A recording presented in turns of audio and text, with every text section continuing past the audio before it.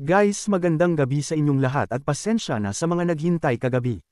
Nagkaroon na naman si boss ng problema sa pag-upload ng Leon Xiao kaya naman nagpaulit-ulit na naman ako sa pag-edit. May mga part na rin kasi sa English version ang nade-detect ng copyright kaya kung mapapansin nyo sa gawa ni boss ngayon may halo na ulit itong Chinese version. Pasensya na ulit guys at bilang pambawi ay mag-upload ulit ako ng isa pa pagkatapos nito at mare-release yun ng 11:30 PM. Totoo na to guys kasi nasa unlisted na yun kanina pa kaso inuna ko muna ayusin yung Leon Xiao bago mag-release ng iba dahil baka bash nyo ako. Sa nakaraan nating video ay natapos tayo kung saan matapos isiwalat ni Zhang Linghua ang makapanindig balahibong balita ay inilabas niya ang makapangyarihan niyang aura upang patutuhanan na isa na nga siyang ganap na martial sovereign realm expert. Sa ginawa naman niyang ito ay labis itong nagdulot ng matinding takot sa lahat lalong-lalo na kay Tan Digen at sa mga leader ng malalaking puwersa gayong malaki ang magiging epekto nito para sa kanila. Napuno ng matinding katahimikan ng buong paligid at walang ideya ang bawat isa sa kung ano na ang kanilang mga susunod na gagawin gayong para sa kanila ay nasa kamay na ngayon ni Zhang Linghua ang sitwasyon. Sa kabilang banda naman ang ating bida na kasalukuyang nagpapagaling ng kanyang sarili ay mas lalong binilisan ang pagpapagaling dahil napagtanto niyang talo na ang panig ni Tan Digen na kanyang kinabibilangan. Batid niya na sa oras na maasikaso na ni Zhang Linghua ang mga nagrebelding puwersa ay tiyak na isusunod siya nito na asikasuhin kaya naman kailangan niyang makapagbawi agad ng lakas upang siya ay makatakas. Maya-maya pa matapos ang ilang sandali ng katahimikan ay hindi na napigilan pa ni Tan Digen ang kanyang nararamdaman na kung saan bagamat natatakot siya sa aura ni Zhang Linghua ay hindi naman niya ito agad na pinaniwalaan. Buong tapang siyang lumapit kay Zhang Linghua sabay pinaratangan niya ito na nagsisinungaling para lamang sila ay takutin. At para daw mapatunayan niya ito ay lalabanan niya ito sa harapan ng lahat gamit lamang ang lakas niya na isang peak 9-star martial supreme realm expert. Sumugod si Tan Digen pagkatapos niyang magsalita at nang makita naman ito ni Zhang Linghua ay napabuntong hininga na lamang ito na para bang labis itong nadidismaya sa naging desisyon ni Tan Digen. Sa huli ay tuluyan nang umatake si Tan Digen nang makalapit na ito ng gusto subalit sa isang iglap ay madali lamang itong napigilan ni Zhang Linghua gamit ang rules of heaven and earth kaya naman labis na nagulat ang lahat. Bukod pa dyan ay mapapansin din na tila walang kahirap-hirap itong nagagamit ni Zhang Linghua patunay na hindi isang secret technique ang ginagamit nito bagkus isa talaga itong totoong malayang paggamit sa rules of heaven and earth na siyang natural na kapangyarihan ng mga umangat sa martial sovereign realm expert. Nang maunawaan naman ito ni President Xi ay labis siyang kinabahan dahil sa mga puntong ito ay wala na siyang pagdududa na totoong ang umangat si Zhang Linghua sa martial sovereign realm expert at hindi ito nagsisinungaling. Maging ang dalawang elder na nasa panig ni Tan Digen na sina Elder Yu at Elder Lu ay ganun din ang iniisip kaya naman nagsimula na silang manginig sa sobrang takot dahil nalalagay na sa alanganin ang kanilang mga buhay. Si Tan Digen naman na siyang personal na nakakaranas ng rules of heaven and earth ay kasalukuyan ng pinanghihinaan ng loob hindi lamang dahil sa natalo siya kundi pati na rin dahil sa nasayang lamang ang isang dekada niyang paghahanda. Sa isip-isip niya ay matagal niya itong pinagplanuhan subalit sa huli ay nabigo pa rin siyang makapaghiganti at mabawi ang dapat na para sa kanya. Makalipas ang ilang sandali ay lumapit si Zhang Linghua kay Tan Digen at sinabi nito dito na wala daw itong dapat na ikalugmok gayong nais na talaga niyang matigil ang hidwaan sa pagitan nilang dalawa. Dagdag pa nito na aminado daw talaga siya na mali ang ginawa niya noon ngunit mayroon daw mga nakatagong katotohanan sa kung bakit niya iyon nagawa. Gayunpaman ay hindi daw ito ang oras para doon kaya naman mag-uusap na lamang sila pagkatapos maging maayos ang lahat. Nang marinig naman ito ng mga leader mula sa iba't ibang puwersa ay mas lalo silang mga kinabahan kaya naman dali-dali ang bawat isa sa kanila na bumati at nagbigay ng paggalang bago pa man alalahanin ni Zhang Linghua ang kanilang mga nakaraan. Sa ginawa namang pagbati at pagpapakumbaba ng tatlong leader ng malalaking puwersa ay agad na tumugon si Zhang Linghua kung saan sarkastiko nitong sinabi na wala daw ang mga ito na dapat ikatakot dahil hindi na rin niya bibigyan pansin ang kanilang mga masamang alaala. Subalit sinabi rin ni Zhang Linghua na kapalit nito ay kailangan na manatili ng tatlo sa Big Dipper sect gayong pag-uusapan nila ang patungkol sa kayamanan na matagal na nilang mga pinagtatalunan. Wala namang nagawa ang tatlong leader kundi ang sumang-ayon kaya naman kahit na hindi bukal sa kanilang kalooban ay tinanggap na lamang nila na wala na silang magagawa pa kundi ang sumunod. Sa kabilang banda naman ang anim na elder na kasabwat ni Tan Digen ay makikitang napaluhod na rin para ipagmakaawa ang kanilang mga kasalanan at laking pasasalamat nila na mabuti na lamang ay madali lamang silang mga napatawad ni Zhang Linghua. Matapos maasikaso ni Zhang Linghua ang lahat ng sumasalungat sa kanya ay binigyan pansin naman nito ang ating bida na kasalukuyan pa ring nagpapagaling gayong sa lahat daw ng naririto ay dito siya pinaka-interesado. Batid ni Zhang Linghua na hindi basta-bastang nilalang ang ating bida kaya naman bahagya siyang natatakot sa posibilidad na mayroon itong malakas na background. Kalmadong tinanong ni Zhang Linghua ang ating bida kung sino daw ito at kung saan daw itong puwersa na nabibilang, ngunit sa kanyang tanong ay nanatiling tahimik si Li Yunxiao kaya naman wala siyang nakuhang kasagutan. Naghintay pa ng ilang sandali si Zhang Linghua sa pag-aakala na sasagot ang ating bida, subalit lumipas na ang ilang minuto ngunit wala talaga siyang nakikitang kahit kaunting reaksyon dito. Sa mga puntong ito ay naiisip na ni Zhang Linghua na mukhang hindi siya binibigyan pansin ng ating bida dahil sa hindi ito natatakot sa kanya kahit na isa siyang martial sovereign realm expert. Bukod kay Zhang Linghua ay ganun din ang iniisip ng ibang mga naruroon at para sa kanila ay senyales daw ito na nagtataglay ang ating bida na malakas na background kaya naman wala itong paki kahit na isa pang martial sovereign realm expert ang kanyang kaharap. Si Mei Donger naman na nakikitang naiipit na ang ating bida sa sitwasyon ay hindi na napigil ang humingi ulit ng tulong sa kanyang master, ngunit sa ginawa nito ay nabigo lamang ito gayong lantaran itong tinanggihan ng kanyang master. Sa kabilang banda naman ang dalawang hangal na kasabwat din nila Li Yunxiao at Tan Dijan sa pagrebelde ay malaki ang pasasalamat sa hindi nila pakikisali kanina dahil kung nagkataon daw na nakigulo din sila ay tiyak na magagaya din daw ang sitwasyon nila ngayon sa ating bida. Bumalik ang eksena kay Zhang Linghua at naubos na ang pasensya nito kakahintay kaya naman hindi na nito binigyan pa ng pansin ang posibilidad na mayroong malakas na background si Li Yunxiao. Agad itong umatake gamit ang Sovereign Chi Seal para ikulong si Li Yunxiao sa kinalalagyan nito gayong plano niyang ulihin ng buhay ang ating bida. Nagpatuloy sa kanyang ginagawa si Zhang Linghua subalit makikitang wala pa ring reaksyon ang ating bida na para bang mayroon pa itong hinihintay na pagkakataon. Maya-maya pa ay malapit ng bomb alot sa katawan ni Li Yunxiao ang Sovereign Chi Seal ni Zhang Linghua, dahilan para tuluyan na itong gumising upang kumilos at tumakas. Pagkatapos gumising ni Li Yunxiao ay mabilis nitong ni-activate ang kanyang makapangyarihang Soul Fusion Technique para mapalakas ang kanyang soul power at kasunod nun ay tiningnan nito ng masama si Zhang Linghua. Mabilis naman na naramdaman ni Zhang Linghua ang matalim na titig ng ating bida at laking gulat niya na nakapagdulot ito ng kaunting takot sa kanyang katawan sa di malamang dahilan. Nagsimulang maguluhan si Zhang Linghua sa kung paano ito naging imposible gayong kitang-kita ng kanyang dalawang mata na isa lamang martial grandmaster realm expert ang ating bida.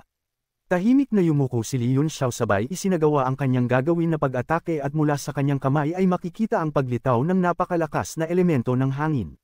Dagdag pa dyan ay mapapansin din ang pagsulpot ng mga rules of heaven and earth sa namumuong atake, pahiwatig na ginagamit din ni Li Yunxiao ang teknik na natutunan niya mula kila Young Master Ye Fan.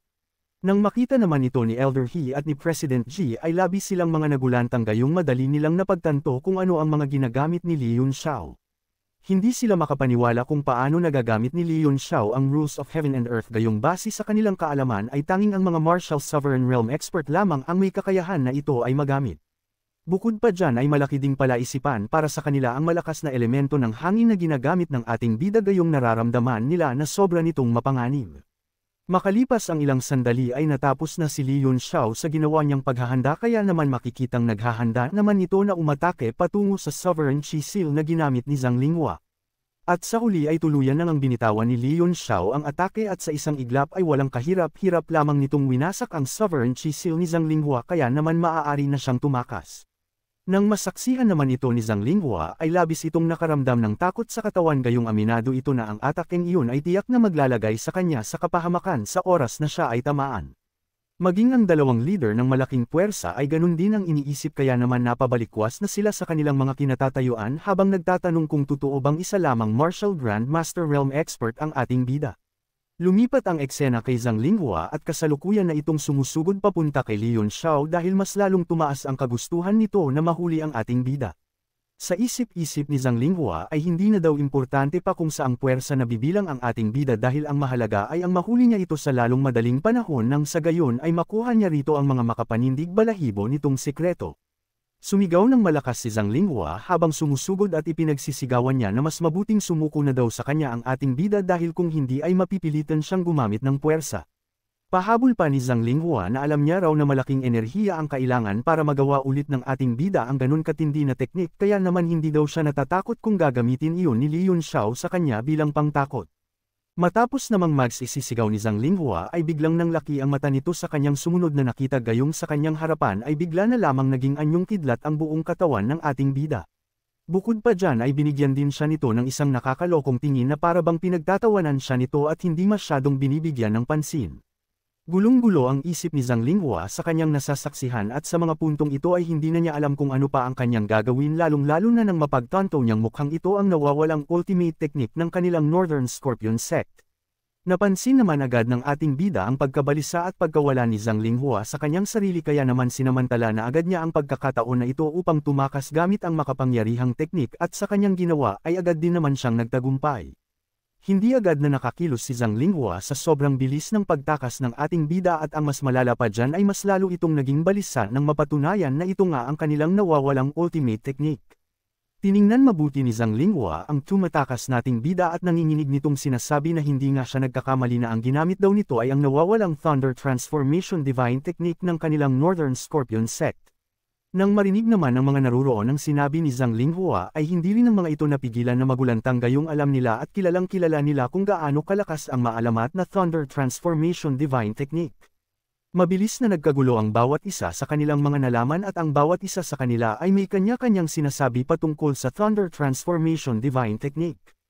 Sinabi ni Sect Leader Lin na kung totoo daw na iyon nga ang nawawalang ultimate technique ng dating Northern Scorpion sect ay kailangan nila itong makuha gayong ito na ang magbabalik sa kanila sa tugatog ng kapangyarihan ng kontinente. Sa binitawan namang salita ni Sect Leader Lin ay mabilis na sumang-ayon ang lahat gayong base sa alamat na kanilang nabasa ay ito ang dahilan kung bakit naging isa sa pinakamalakas noon sa kontinente ang Northern Scorpion sect. Mas lalo namang kinabahan si Mei Donger nang marinig ang pag-uusap ng mga elder dahil nangangahulugan daw ito na mas hindi titigilan ng Big Dipper sect pati na rin ng Heavenly Scorpion sect si Li Yunxiao hanggat hindi nila nababawi ang Thunder Transformation Divine Technique. Bukod pa dyan ay naisip niya rin ang posibilidad na hindi lamang ang mga malalaking puwersa ng Nanwu City ang maaaring tumugi sa ating bida sa oras na kumalat ang balitang ito kaya naman nag-aalala siya para sa kalagayan ni Li Yunxiao. Bumalik ang eksena sa ating bida na mabilis nakalayo sa lugar ng Big Dipper sect gamit ang Thunder Transformation Divine Technique at habang tumatakas ito ay iniisip nito na sobrang lakas daw talaga ng teknik na kanyang ginagamit. Ipinaliwanag ni Li Yunxiao na kahit hindi daw nabigla si Zhang Linghua kanina at nagtangka na humabol sa kanya ay tiyak na hindi pa rin daw siya nito mahahabol gayong ito na ang pinakamabilis na teknik sa buong kontinente. Gayunpaman ay sinabi din ng ating bida na bagamat sobrang bilis nito ay sobrang hirap din ito gamitin dahil kinakailangan niya ng napakaraming wood energy upang mapagana ito at matransform ang kanyang katawan sa anyo ng kidlat. Sa makatuwid ay hindi pa niya perpektong natututunan ang teknik at umaasa lamang siya sa wood energy na nakolekta niya noon sa Eternal Evergreen Tree at sa oras na maubos na niya ito ay hindi na niya maaaring magamit ang teknik. At kung plano naman daw niyang maperpekto ito ay kakailanganin niya ng malaking bilang ng wood energy upang ito ay makultivate subalit hindi niya alam kung saan siya makakakuha noon kaya naman malayo pa siya sa katotohanan na magamit ang teknik ng malaya. Maya-maya pa pagkalipas ng ilang sandali ay pinili na ng ating bida na lumapag upang hindi maubos agad ang kanyang wood energy at ang pinili niyang pagbagsakan ay ang bakuran ng Zion Merchant Guild. At nang bumagsak siya sa bakuran nito ay agad naman niyang naalarma ang mga miyembro ng Zion Merchant Guild kaya naman dali-dali siya ng mga ito na pinuntahan. Si Jin Zuan kasama ng kanyang mga alagad ay dali-daling tumakbo para tingnan kung ano ang bumagsak sa kanilang bakuran at sa pagdating nila doon ay laking gulat nila nang makita ang sugatan na si Li Yunxiao. Agad nilang tinanong kung ano ang nangyari dito subalit tumanggi na sumagot ang ating bida sabay nagwika na tulungan daw siyang madala ng pasikreto sa lugar ni Mu Huayuan. Dagdag pa ni Li Yunxiao na maghanda din daw ang buong Zion Merchant Guild dahil maya-maya lamang ay magiging sentro ito ng atensyon ng lahat dahil sa kanya. Mariin din na ipinapaalala ni Li Yunxiao na kahit ano raw ang mangyari ay huwag ipapaalam kahit kanino na naririto siya dahil kung hindi ay malalagay sa alanganin na sitwasyon ang Zion Merchant Guild. Nang marinig naman ni Jin Zuan ang mga sinabi ng ating bida ay labis siyang nag-alala para sa kalagayan nila kaya naman muli niyang itinanong kay Li Yunxiao kung ano ba daw talaga ang nangyari. Sa pagkakataon namang ito ay sumagot na ang ating bida at nagmamadali niyang binanggit na ang nakalaban niya ay ang buong Big Dipper sect ngunit sa tingin niya ay hindi lamang ang mga ito ang tutugi sa kanya kundi pati na rin ang buong Nanwu City. Sa naging sagot naman ng ating bida ay mabilis na naunawaan ni Jin Zuan ang tindi ng sitwasyon kaya naman agad niyang inutos na maghanda agad ng preparasyon si Wu Chen nang sa gayon ay makaalis agad sila patungo kay Master Mu. Agad namang sumunod ng walang pag-aalinlangan si Wu Chen nang marinig ang utos dahil maging siya ay natatakot para sa Zion Merchant Guild kung mananatili sa kanila si Li Yunxiao. Maya-maya pa ay mabilis na lumipas ang bawat sandali at sa loob ng isang silid ay naruroon ang isang magandang babae na pinagkakaguluhan nila Jin Zuan. Inaayusan nila ito ng husto at habang ginagawa nila ito ay sinasabi ni Jin Zuan na kahit isa pa raw martial sovereign realm expert ang tumingin dito ay hindi daw nito malalaman na ito si Li Yunxiao. Sa binitawang salita ni Jin Zuan ay tila nalugmok naman ang babae nating bida na parabang hindi ito natutuwa sa kanyang sitwasyon kahit na sobra pa niyang ganda. Sa kabilang banda naman sa loob ng World God Monument ay labis na natatawa sila Yuan Gaohan at Demonic Dragon gayong ang nakikita daw nila ngayon ay ang pinaka-nakakatawang bagay na nakita nila sa buo nilang buhay. Hindi daw nila inaasahan na darating sila sa puntong makikita nila na nagkakaganto ang ating bida kung saan napipilitan itong magpanggap na babae para lamang takasan ang isang kaka-promote pa lamang na martial sovereign realm expert. Pahabol pa ni Yuan Gaohan na ang pinakagusto niya raw sa pangyayaring ito ay ang paghingi ng tulong ng ating bida sa kanyang disciple gayong maaari niya iyong may pagmalaki pagdating ng hinaharap. Subalit ang kasiyahan ng dalawa ay hindi rin nagtagal dahil bigla silang dalawa na kinutongan ni Li Yunxiao hanggang sa manahimik sila at magkaroon ng patong-patong na bukol sa ulo. Pagkatapos naman ng pangyayaring ito ay naglakbay na sila Li Yunxiao patungo sa tirahan ni Master Mu at habang naglalakbay sila ay ikinikwento ng ating bida kay Jin Zuan ang lahat ng nangyari sa Big Dipper sect. Ngunit sa mga kwento ng ating bida ay hindi naniwala si Jin Zuan gayong lubhang imposible daw na makapaslang ito ng isang half-step martial sovereign realm expert pati na rin ang makatakas sa isang totoong martial sovereign realm expert. Gayunpaman ay hindi na masyadong binigyan pansin pa ni Jin Zuan ang katotohanan dahil ang mahalaga daw ay ang makaligtas ang ating bida gayong ito ang inaasahan nila sa nalalapit na Merchant Alliance Tournament. Wala daw dapat mangyari ditong masama kahit na anong mangyari kaya naman kung maaari daw ay magpigil muna ang ating bida na hindi gumawa ng mapapanganib na bagay. Hindi naman pinansin ni Li Yunxiao ang mga sinabi ni Jin Zuan bagkus tumuro lamang ito sa kalangitan sabay nag-utos na tumingin daw sila doon. Agad naman na lumingon sila Jin Zuan para tingnan ang itinuturo ni Li Yunxiao at laking gulat nila nang makita ang sunod-sunod na paglipad ng mga makapangyarihang expert patungo sa direksyon ng kanilang Zion Merchant Guild. At sa mga puntong ito ay bahagya ng naniniwala si Jin Zuan sa sinabi ng ating bida at sa isip-isip niya ay mukhang malaki nga itong problema. Makalipas ang ilang sandali ng paglalakbay ay narating na nila Li Yunxiao ang tirahan ni Master Mu at sa pagdating nila doon ay agad na binuksan ng dalawang babae ang gate ng lugar upang makapasok sila ng matiwasay. At nang makapasok na sila sa loob ay agad naman silang naramdaman ni Master Mu kaya naman napabalikwas na ito sa kanyang kinauupuan upang silipin kung sino-sino ang dumating. Bukod pa dyan ay maririnig din ang boses ng hangal na disciple ni Master Mu at ipinapaalam nito ang dahilan ng pagdating nila Jin Zuan na kung saan naparito daw ang mga ito upang magdala ng buwan ng paghahandog ng biyaya. Sa huli ay tuluyan nang ang nakaharap nila Jin Zuan si Master Mu ngunit tila hindi nito nagustuhan ang kanilang muling pagkikita dahil ang unang bungad ni Master Mu ay ang pagtatanong kung iniinsulto ba raw siya nila Jin Zuan. Mariin na sinabi ni Master Mo na hindi naman na daw kailangan pa magpadala nila Jin Zuan ng ganitong handog pagkatapos siyang matalo ng ating bida sa isang labanan. Mabilis namang tumugon si Jin Zuan para pakalmayan si Master Mo at ipinaliwanag niya na hindi lamang siya naparito para doon dahil mayroon pa silang ibang hangarin. Matapos magpaliwanag ni Jin Zuan ay tinawag na niya ang ating bida sabay binanggit na ito raw ang pinakahangarin nila sa pagpunta dito dahil kailangan daw nito ng tulong. Sa umpisa ay hindi muna ipinakilala ni Li Yunxiao ang kanyang sarili bagkus nagpanggap muna siyang isang totoong babae subalit nang makita niyang nahuhumaling na sa kanyang ganda si Master Mu ay naisipan na agad niyang tigilan ang pagpapanggap. Sa isang iglap ay pinalaki ni Li Yunxiao ang kanyang katawan dahilan para mawasak ang damit na kanyang suot-suot at kasunod nun ay matigas niyang binanggit na kailangan niya ng tulong. Nagulantang naman si Jin Zuan nang makita ang matipunong katawan ng ating bida habang si Master Mu naman ay halos mawala sa kanyang sarili nang mapagtanto na ang kaharap pala niyang magandang babae ay walang iba kundi si Li Yunxiao. Abangan sa susunod nating video ang magiging kaganapan kung saan malalaman natin kung magiging matagumpay nga ba ang pagtatago ng ating bida sa teritoryo ni Master Mu. Sa pagpapatuloy din ng ating kwento ay mayroong magaganap na malaking auction sa Nonwo City at punong-puno ito ng mga makapanindig balahibong kaganapan kaya naman kung nais mong subaybayan ang ating kwento ay i-open mo lamang ang notification bell pagkatapos mong mag-subscribe.